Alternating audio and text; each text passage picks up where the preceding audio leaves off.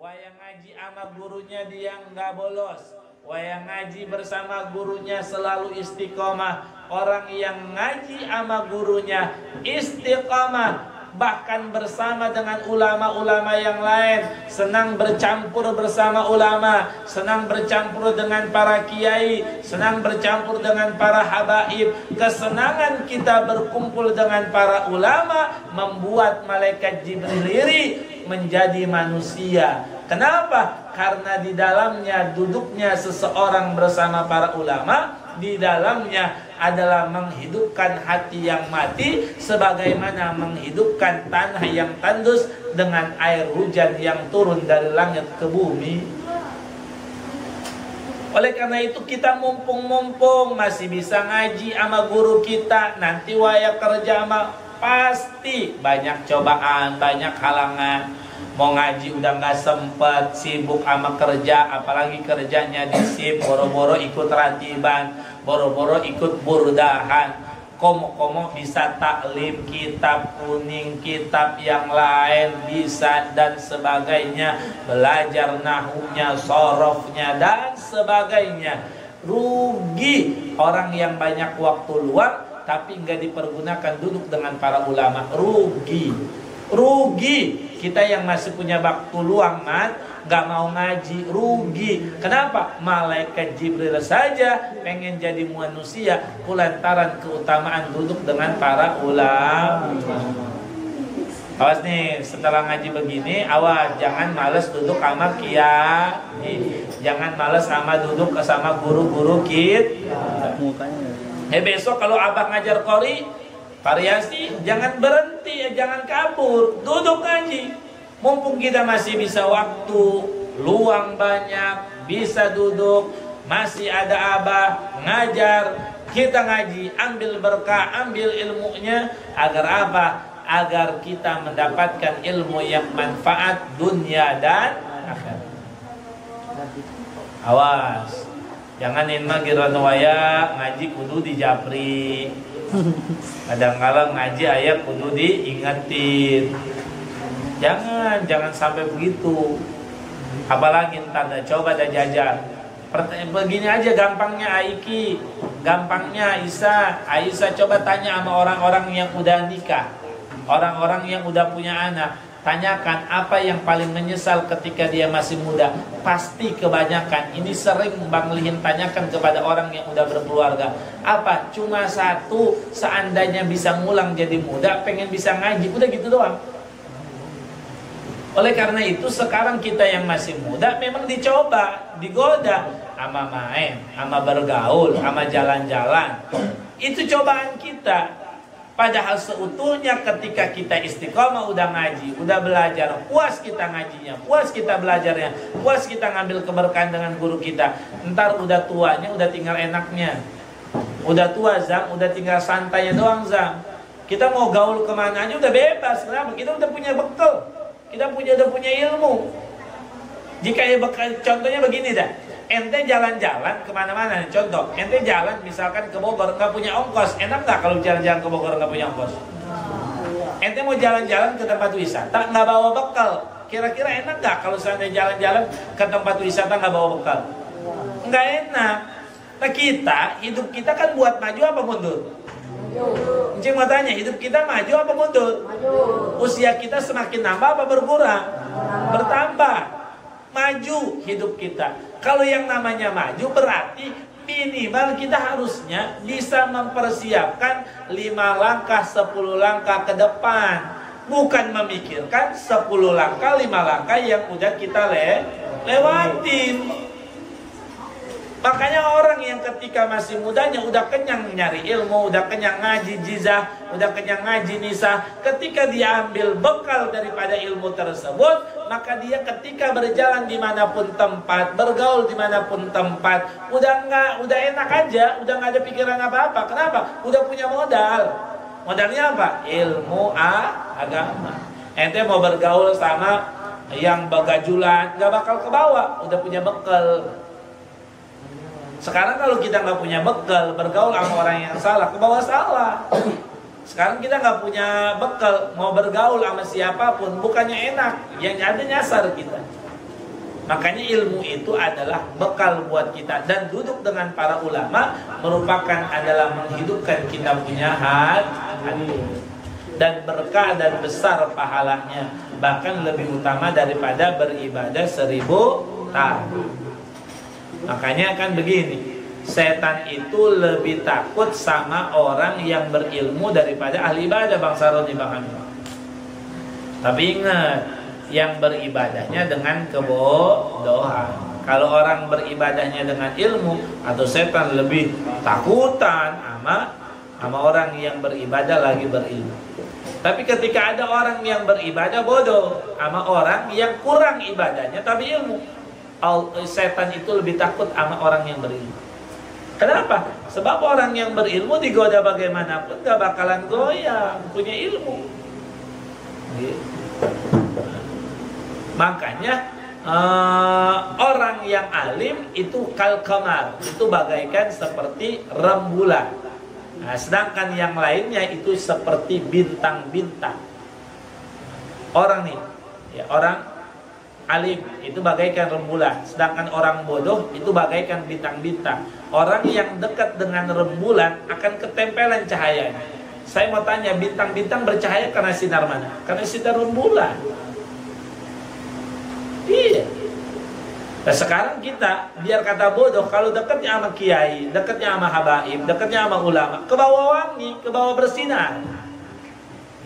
Makanya malaikat Jibril hiri, pengen menjadi manusia karena duduk dengan para ulama, diantaranya bisa menghidupkan hati, lebih utama dari sebuah ibadah, dan juga bisa menyinari bagi kehidupan kita. Kayak deketin kita punya guru, jangan jauhin guru. Guru jadi kudwah kita, guru jadi uswah kita. Jangan sampai kita melenceng dari guru-guru kita. Jangan sampai nggak punya guru. Serugi-ruginya orang yang mau punya guru, makanya. Serugi-ruginya orang yang nggak punya guru, dan serugi-ruginya orang yang ketika di masa mudanya tidak pernah dekat dengan guru, dan setelah tuanya juga tidak dekat dengan guru. Nauzubillah. Yang berikutnya, wa iyadatil marid, malaikat Jibril menginginkan menjadi manusia. Alasan yang ketiganya adalah sebab melayatnya orang yang sakit. Orang yang ngejenguk orang sakit pahalanya gede. Ini orang yang sakit kita jenguk, yang ngejenguk pahalanya besar. Makanya ketika ada orang sakit, jenguk. Kita punya sahabat sakit, jenguk. Kita punya saudara sakit, jenguk. Kita punya guru sakit, jenguk.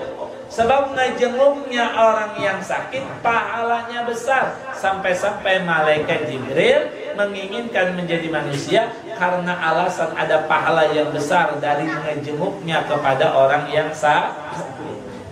Yang berikutnya, ini yang sering banyak hilang sekarang ini, wa tasbi'il janazati, dan mengiringi jenazah. Sekarang ini udah jarang ada orang meninggal diantar sampai ke pemakaman, jarang. Benar nggak? Apalagi santri, ada nggak santri? Ketika habis nyolatin, jenazahnya diantarin ke kuburan sama santri. Nggak ada. Yang ada habis kira waktu mobil udah kasih gedung video ya kabur kita. Betul nggak? Ya udah kabur ya, ikut ngantar nggak jenazah.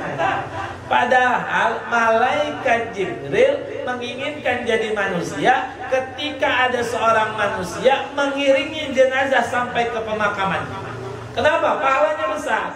Orang yang ngiringin jenazah ke pemakaman pahalanya mendapatkan 2 kirot, seukuran 2 gunung yang tinggi. Pahalanya seukuran 2 gunung yang tinggi. Saya mau tanya, gunung tinggi apa jelek? Tinggi. 1 gunung aja tinggi apa jelek? Apalagi 2 gunung, lebih tinggi apa enggak? Lebih tinggi. Nah, orang yang ngiringin jenazah dapat pahala seukuran 2 gunung yang tinggi. Masya Allah. Makanya ya minimal sama tuh. Jangan-jangan santri modal Bang Lihin aja juga ngiringin jenazah mah jarang. apalagi kenal apa enggak gitu ya. Tapi kalau kenal minimal Kita punya sahabat, orang tuanya meninggal. Kita punya saudara, saudara kita meninggal. Anterin jenazah saudara kita, anterin jenazah orang tua teman kita sampai ke pemakaman. Kenapa? Mengiringinya pahalanya 2 qirat, seukuran 2 gunung yang sangat tinggi. Itu alasan yang keempat, mengapa malaikat Jibril menginginkan menjadi manusia. Yang berikutnya, wasaqil ma'i, memberikan air minum. Arti secara tidak langsung saya punya nenek, mungkin ini nih alasannya. Kenapa beliau semasa hidupnya saya punya nenek, yaitu Jiddah Hajjah Sanna binti Ismail. Beliau itu sering ngebagi air minum kepada orang yang ketika jalan di tengah kelihatan capek, kelihatan haus, disuruh mampir. Mampir sini minum dulu tuh begitu tuh saya punya nenek. Nah ternyata orang yang sering ngebagi minum kepada orang lain, ini termasuk yang bikin malaikat Jibril iri kepada manusia yang suka sering ngebagi air minum. Nanti ntar kalau melihat Rama ada teman iki azam, teman haus, kasih. Apalagi tamu datang, kasih kopi. Ada guru main, kasih kopi. Nah, kasih air minum. Nah, air minum yang kita berikan kepada seseorang merupakan pahala sedekah yang luar biasa, yang sampai-sampai memberinya air minum kepada orang lain membuat malaikat Jibril menginginkan menjadi manusia. Yang berikutnya, wasulhi bainal isnain, ngedamain orang yang berantem. Jadi kalau kita ketemu ada 2 orang yang berantem, ada si Rama berantem sama si Ahmad, iki damain. Jangan iki malah ngompor-ngomporin si Rama. Ya mak, gue mah kalau jadi lu pukul si Ahmad. Ada lagi si Azam pembelain si Ahmad. Ya mat, gue pakai sama si Rama ayam takut. Kalau emang takut lo lawan sama si Rama, ya disentil juga. Dia mengamplang. Misalkan nggak boleh tuh begitu tuh. Nah itu namanya ngadu-ngadu. Nah, ngadu-ngadu dosanya besar, hati-hati.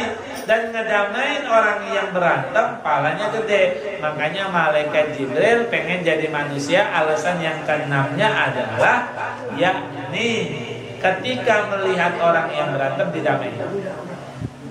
Gitu Ridho ya. Misalkan ngeliat ada orang berantem, damain. Wildan, ada orang berantem, damain. Akurin, jangan dikompor-komporin. Lama iki. Ini mau kadang-kadang dikompor-kompor, jangan, harus didamaikan.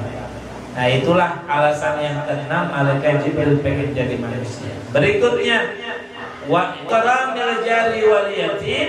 Yang berikutnya adalah malaikat Jibril menginginkan menjadi manusia 7 alasan. Yang terakhirnya adalah ikramil jari wal yatim, memuliakan tetangga dan memuliakan anak yatim. Memuliakan anak yatim. Jadi memuliakan tetangga, kalau kita punya tetangga kudu akur, ada makanan lebih bagi sama tetangga kita.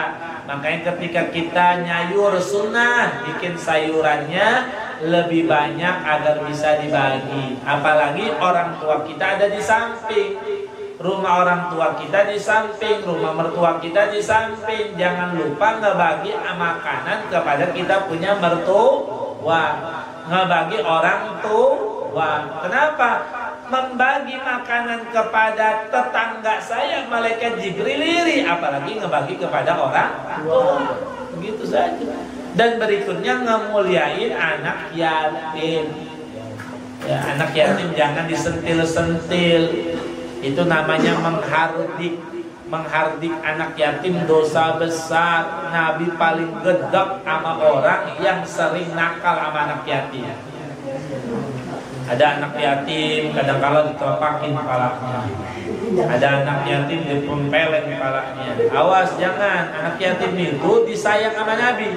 Orang yang menyayangi anak yatim akan disayang sama Nabi, Dimas. Jadi Dimas, kalau kita sayang sama anak yatim, Dimas, Wildan, itu nanti duduknya di surga bersama Nabi, dicontohkan sama Nabi bagaikan 2 jari ini. Artinya dekat. Nanti kita ketika masuk surga itu dekat duduknya sama Nabi. Kalau berumahan, rumah kita tetanggaan sama Nabi. Kita gampang bergaul sama Nabi. Patokannya muliain anak yatim di dunia. Ngemuliain anak yatim di dunia, nyayangin anak yatim di dunia, maka akan mendapatkan kemuliaan di sisi Nabi kelak nanti di surganya Allah Subhanahu wa taala. Nah, mudah-mudahan 7 perkara ini bisa kita amali sehingga malaikat Jibril ingin menjadi seperti kita dengan 7 alasan. Yang pertama, sholat 5 waktu dalam keadaan berjamaah. Yang kedua, karena duduk bersama para ulama. Nggak sering ngaji ini namanya. Mujalasatul ulama ini sering ngaji sama kiai, sering ngaji sama guru, sering ngaji sama haba. Yang ketiganya wa'iyadatil marid, apa tadi? Menjenguk orang yang sakit. Yang keempatnya adalah mengiringi jenazah. Yang kelimanya adalah memberi air minum. Yang keenamnya adalah mendamaikan orang yang berantem. Yang ketujuhnya adalah memuliakan tetangga dan anak yatim. Makanya kata Nabi kepada Sayyidina Ali, fahris ala dalik, fahris ala dalik, jaga olehmu ya Sayyidina Ali yang 7 ini. Nah, berarti mudah-mudahan kita bisa menjaga 7 perkara ini. Inilah yang menjadikan manusia lebih mulia daripada malaikat. Kalau bisa menjaga yang 7 ini, mudah-mudahan kita bisa mengamalkan. Amin ya rabbal alamin.